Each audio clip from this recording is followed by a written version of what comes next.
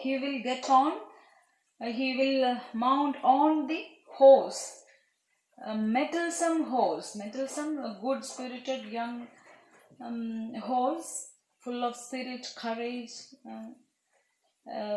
Horse is a symbol of power, so he will take a horse that is good in shape. When but an imp no bigger than themselves, so they are compared to a small, it is spirit, small mischievous devils are called as imp. An imp no bigger than themselves, and make it carry him half over the county in a morning. So it is like they carry this John, like this mischievous devils or spirit carry persons in the morning and join the hunters when there were any out. So he will start his journey, his taking this horse, and he will start going and visit all the county every morning. And if it happens that there are some hunters, he will go and help them. And yet he loved the old great house and gardens too. But even though he was very interested to go out and help in hunting and very courageous things, he also loved, like the author, this mansion and the garden and the nature. He loved it also. So he was such a great man. He was such a handsome, spirited, beautiful person.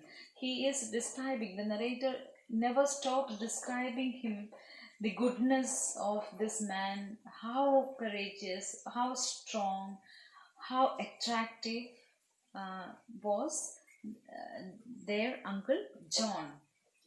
And yet he loved the old great house and gardens too, but had too much spirit to be always pent up within their boundaries.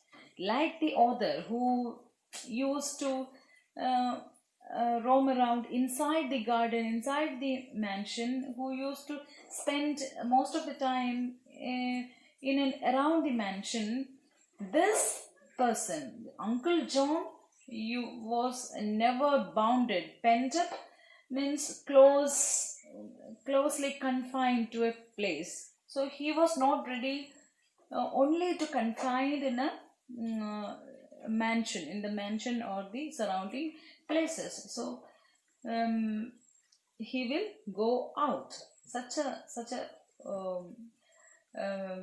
personality, good personality. And how their uncle grew up to man's estate as brave as he was handsome. So how their uncle grew up to man's estate as brave. So there are so many things contributing, attributing to the man's Uncle John's qualities. Actually, James Lamb, his brother, was not that spirited, not that sympathetic, not that nature loving. Actually, Lamb wanted him like that. The way Charles Lamb wanted his brother, he is writing in his 54th or age, but he wanted his brother in that way during his childhood, but he was not that so good, not that good. So he had too much spirit to be always spent up within their boundaries. And how their uncle grew up to man's estate as brave as he was handsome. So there are repetitions like handsome, like he said, great grandmother Field was very religious. Many times he is saying that this Uncle John was so handsome and brave, to the admiration of everybody out of their great grandmother Field, most especially. So everybody admired this person, John, John Lamb. Everybody said, what a beautiful boy, what a handsome boy, and what a courageous man he is, what a brave man he is. So he dared to do things. So great grandmother was especially one of them. She liked this man very much, and how he used to carry me upon his back when I was lame-footed boy, for he was a good bit older than me. So he remembers um, when he was having some problem in his leg. He was not able to walk, maybe because of some accident. He was having some problem in his foot. This Uncle John used to carry him. Actually, this lame-footed boy represents his, in personal life, his sister Mary. We have discussed that he had a sister with mental problems, psychological problem. So nobody actually cared her, and in a fit of some uh, moment, she killed their own mother. So it's a huge thing happened in their life, and nobody cared about Mary but Charles Lamb. And Charles Lamb always wanted his brother James Lamb, who was not at all giving any attention to this lady or family or to Charles Lamb, to come and help them, to really care Mary, love her, so that their life might have been little more, happier. So it never happened. So in a dream, in a story, he is making up what he desired, what he wanted his life to be in his childhood. So here he says to the children that Uncle John, once, when he was not well, a lame-footed boy, for he was a good bit older than me. Uncle John was older than Charles Lamb. So he used to carry him in his own back many a mile when I could not walk for pain. So he was in pain, so he could not walk. So Uncle John used to carry him in his back. And how in afterlife he became lame-footed too. And I did not always. And this is again a personal note he is bringing. Actually, James Lamb, his brother, older brother, suffered a lot in his end of life. The last days of his life were really painful. He had some problem. His legs became lame and he had to cut his leg. So he was in pain during his death. So he is mentioning that here. And what happened? How in afterlife he became lame-footed too, and I did not always, I fear, make allowances enough for him when he was impatient and in pain. So he says now that Uncle John used to carry him on his back when he was in pain, but when a time came, after life, many years later, when this Uncle John was not well, he could not take care of him well. He didn't give him allowances. He didn't give proper attention or money to him. And when he was impatient and in pain, so somebody is in need, we have to help someone if when they need us. So these are the times. It's old age and sick times. These are times people need our help. So in that time he was not able to attend this man. So he is really regretting. He is feeling sorry for that, and in pain, nor remember sufficiently how considerate he had been to me when I was lame-footed. So he was so considerate to me when I was lame-footed, but when it came to him, I was not uh, very good to him. I was not careful. I wasn't careful. I didn't care him. So that regret, that sorrow is there in these sentences, in his words. So this happens, all old age uh, problems, all mothers in old age houses, they say it. They used to suffer everything for their children, but when they need their attention, this is the time they need their attention, children's care and love and affection, they are not there. So this is the same case. So though he had not been and how, when he died, though he had not been dead an hour, it seemed as if he had died a great while ago. Such a distance there is betwixt life and death. So, when he died, so he remembers the way his brother died. Though he had not been dead an hour, so he reached there later, death. It seemed as if he had died a great while ago, even though physically he was dead. Uh, you know, his death occurred earlier, according to Charles Lamb, because their connection as brothers were lost way before that. That is why he says it felt that though he had not been dead an hour, it seemed as if he had died a great while ago. When we lose contact, when we lose connection with people, it happens. We feel that they're dead already. So it happened to him.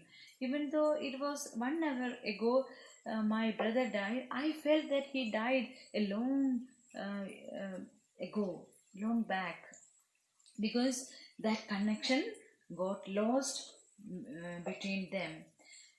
It seemed as if he had died a great while ago. Such a distance there is betwixt life and death. So betwixt means between life and death. So if you don't care enough when you are alive, it is not great after death. So it is better to live and care and love when you're alive. So that is what he suggested. These are things occurred in his personal life, and he wanted it in the other way. He wanted it in a proper way, to love and care for each other, siblings. But his brother never, cared and loved them. He led his own life. So Charles Lamb was left behind with this his sister. So all these personal sorrows are brought in here. Such a distance there is betwixt life and death, and how I bore his death, as I thought pretty well at first, but afterward it haunted and haunted me. So uh, when he died, his brother died, he thought at first he thought it's okay, because they lost the connection even before his John's death.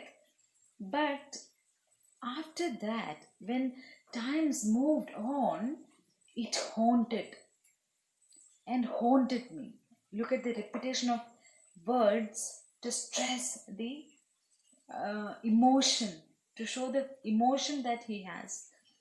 It was haunting, the thought that he never cared for his brother when he was alive. That started haunting him. And though I did not cry or take it to heart as some do, and as I think he would have done it if I had died, yet I missed him all day long. So some people, when the closed ones, or even they are not close enough, they cry a lot. They take it to their heart. It never occurred to Charles Lamb. He never took it into his heart. It never touched his heart. But later on, and as I think he would have done if I had died, if Charles Lamb was dying first, the same might have occurred to John also. He also might have not cried and take it into his heart and mm, make big scene. No, it will never happen. But again, yet I missed him all day long after his death, and after the days came after his death were really haunting, and he longed to see him. He longed to live uh, a life with his brother as he imagined, and knew not till then how much I had loved him. He never realized how much he actually loved his brother. Only after his brother's death he realized the extent of his love, how much he loved. It was, he can't, beyond his imagination. He can't count it now.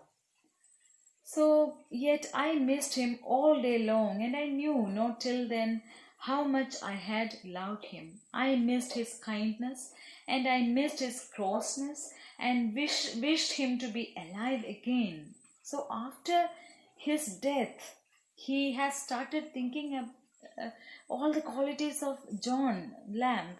He was so kind, and he started missing those kindness he had. He missed the impatience of his brother sometimes, and he wanted to live again with his brother. So this is a great message to all of us. When we live it to the fullest. Love everyone, make friends with, and make use of tell your emotions to others. Live. There are people unable to say to their own parents, I love you. We are, how much closer we are not able to express it well. So it is after their loss that we start thinking how dear they were to us, and how we want them again. So it is no point. There is no point of thinking that again. So live life the way you want it. Love everyone, so that you will not miss that way, like Charles Lamb feeling it now. To be quarreling with him, for we quarrel sometimes. They quarreled very few times in their life, but he wanted to quarrel with his brother. He is thinking everything of him after his death. That is the sadness, sorrow behind it, rather than not having him again, and was as uneasy without him as he, their poor uncle, must have been when the doctor took off his limb. So, this is where he says that the two children, he is telling that the last days of the uncle's life, the doctors took off his limb, and they removed his leg. So it was very unfortunate that Charles Lamb was not able to care enough for his brother. So rather than not to have him again, and was as uneasy without him as he, their poor uncle, must have been when the doctor took off his limb. So he must have been there when the doctors took off his limb. He must have been there and no, at his most difficult time. So there is no point of telling that I want him again, live it again after he passed away. So this is the whole point. Life is so short. He is giving us a great message. Life is too short. So you have to love and care everyone around you. We know how Charles Lamb sacrificed his life for his sister. Here, the children felt like crying. So children felt it like crying. They were so sad and asked if their little mourning which they had on was not for Uncle John. As they looked up and prayed me not to go on about their uncle, but to tell them some stories about their pretty dead mother. So after listening this sad, nostalgic, negative end of their uncle's life, they children felt like crying. They were at the verge of crying, and they were praying. It was like mourning for the dead uncle. Not more than that, it was like, please dad, stop it, stop the story and tell us about something else. Tell us about our own mother, our own dead mother, how she was. So here the children fell a crying and asked if their little mourning. So they started crying. Mourning is lamenting on someone's death, which they had on was not for Uncle John, and they looked. So this mourning, particular lamenting, was not for their Uncle John, but it was like a prayer to their father, to stop the story, stop this really sad story, end of their Uncle John, and to tell something about their pretty dead mother. So we come to know that the mother is dead. So only they have is the father. So then what happens? Then I told them how for 7 long years I think we'll stop here. We'll continue in the next class because, okay. Then I told them how for 7 long years I in hope, sometimes in despair, yet persisting ever. So these are 7 long years that he tells is about their love. The years when they used to love their mother and the supposed father who is telling the story to the children. So I think I'll stop here because it is very long. See you guys in the next class. Take care and go through the class. If any doubt you have, please ask me. Bye. Take care.